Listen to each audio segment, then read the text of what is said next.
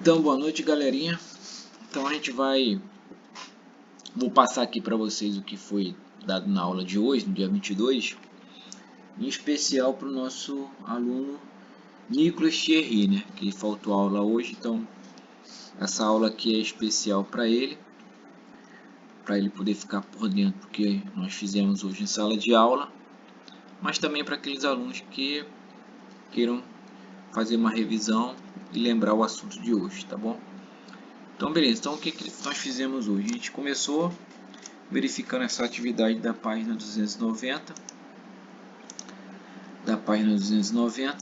né, que era uma entrevista com alguém da família, né, ou papai, ou a mamãe, vovô, a vovó, e fazer esses questionamentos aqui. Depois a gente debater um pouco sobre essa entrevista, tá? Deixa eu voltar aqui para a entrevista, aqui. Então essa aqui foi a primeira atividade que fizemos hoje em sala de aula. Deu visto em todos aqueles que fizeram e teve alunos que não fez, mas que eu pedi para que fizesse, né, para chegar na sexta-feira eu poder aí fazer o visto da correção, tá bom? Então esse aqui foi a página 290. Depois a gente partiu para a página 291, certo? Onde a gente trabalhou um pouco aí falou um pouco aí sobre o trabalho dos historiadores. Eu falei da importância dos historiadores, né, o que eram os historiadores, né, a importância deles, a importância de se analisar uma fonte histórica, inclusive, né, porque o profissional ele é historiador, né, porque ele vai encontrar um documento ou algum vestígio, etc., que ele tem que tomar aquilo como verdade, não, ele tem que analisar, verificar a veracidade, etc. Então, a gente falou um pouco dessa importância, a gente observou e fizemos uma análise dessa gravura, desse relevo, né? Tiramos algumas conclusões, aí eu fui perguntando para os alunos o que eles achavam dessa cena, né? Fiz um questionamento que foi quais informações que poderíamos obter sobre a sociedade romana do século I ao observar esse relevo aqui, né? Então eu pedi para que ele verificasse atentamente, inclusive todos os detalhes. A turma foi muito bem, né? Muito bem mesmo. Aí eu falei que era possível saber que existe lutas de gladiadores naquela época, né? E que eles podiam guerrear, inclusive com animais como os leões, como inclusive está configurado aqui nesse relevo, né? Eu falei também que era possível notar também que os gladiadores eles usavam armamentos como espada, escudo, isso tudo fazendo análise aqui do relevo, né? Além disso, eu falei que os romanos tinham um costume de representar o cotidiano dele, né, inclusive através de relevos. Então, existem vários tipos de relevos mostrando o dia a dia, né, do povo romano. Isso aqui foi só um exemplo, tá bom? Aí depois nós tínhamos esse questionamentozinho aqui embaixo, né, porque o relevo acima pode ser considerado uma fonte histórica, então a gente debateu, né? Aí eu falei, né, ó, porque ao analisarmos esse vestígio da antiga civilização romana, podemos identificar e descrever com detalhes um importante costume romano, que eram inclusive as lutas dos gladiadores, né? Então aí eu falei um pouco, caracterizei um pouco o que era em si a luta de gladiadores, né? Quem que era feito, por escravos, qual o prêmio que eles recebiam, né? Alguns recebiam a liberdade, alguns ficavam ricos, inclusive, né? Famosos, lutavam até a morte, né? Lutavam até a morte e era acompanhado por uma multidão, tá bom? Aí depois a gente passou para a página 292, né? Opa, deixa eu passar aqui, passando para a página 292, a gente falou sobre a construção do conhecimento histórico, né? Aí eu falei da, da importância da fonte histórica, né? Falei das verdades históricas, né? Dei exemplos, né? Aquilo tudo que eu falei que deveríamos pesquisar, deveríamos verificar a veracidade da fonte histórica, né? A fonte histórica a gente não pode considerar uma verdade absoluta, né? Porque ela pode estar se transformando, pode haver novos vestígios, inclusive, né? Aquela informação que tínhamos, né, pode até passar anos, séculos, mas de repente ela pode ser derrubada por novos vestígios, etc. Então, esse aí é a construção do conhecimento histórico, que ele está sempre latente, ele está sempre se transformando.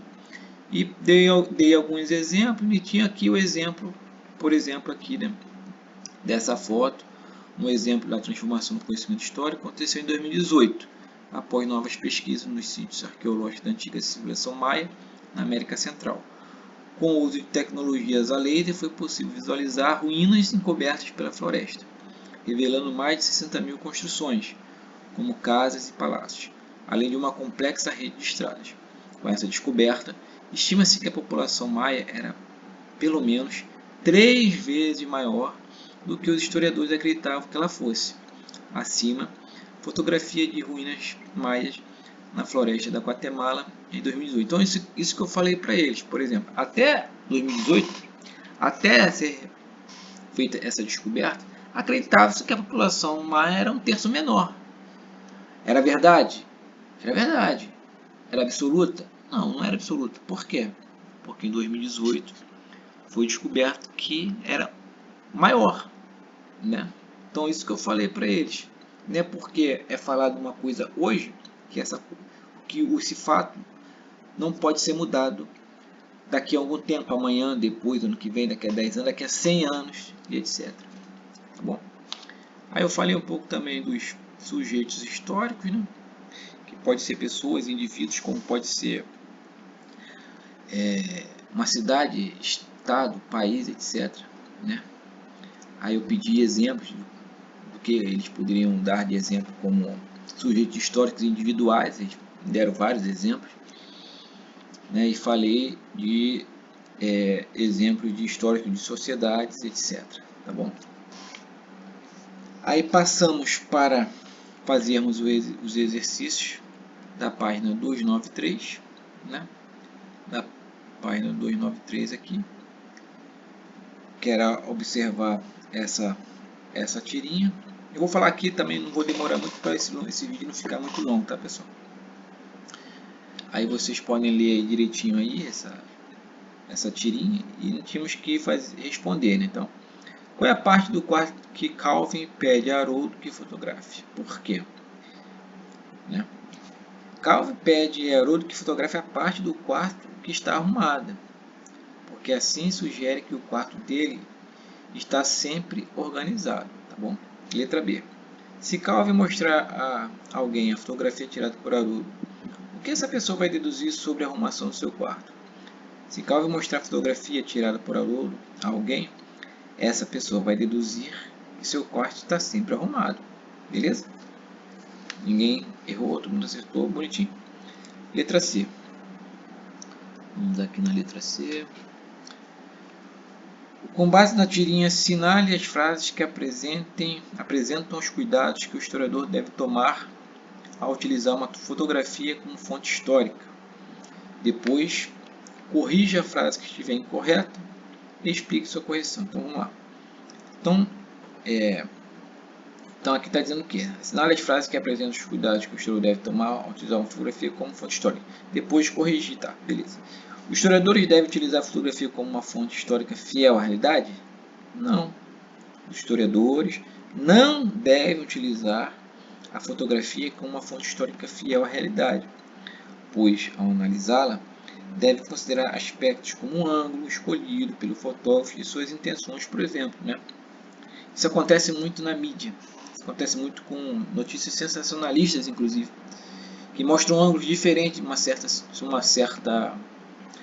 uma certa fotografia, né, que pode deturpar o sentido da foto, tá bom? Inclusive eu vou levar na próxima aula um exemplo disso. Os historiadores devem considerar as intenções do fotógrafo ao analisar uma fotografia, ok? O enquadramento da fotografia é um aspecto que deve ser analisado pelos historiadores. Ok. Tá bom, pessoal? Aí depois nós partimos para a página seguinte, né?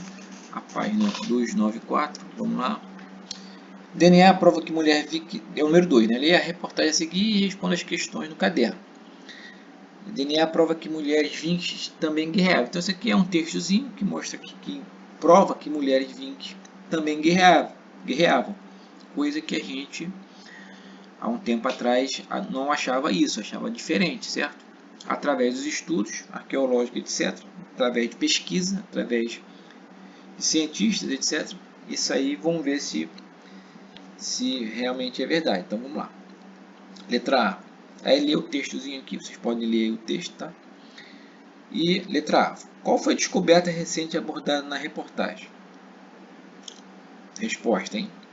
A descoberta abordada é de que as mulheres vinques não somente iam à guerra, mas inclusive exerciam funções militares, ou seja, além de guerreiras, elas possuíam também o que? Funções militares.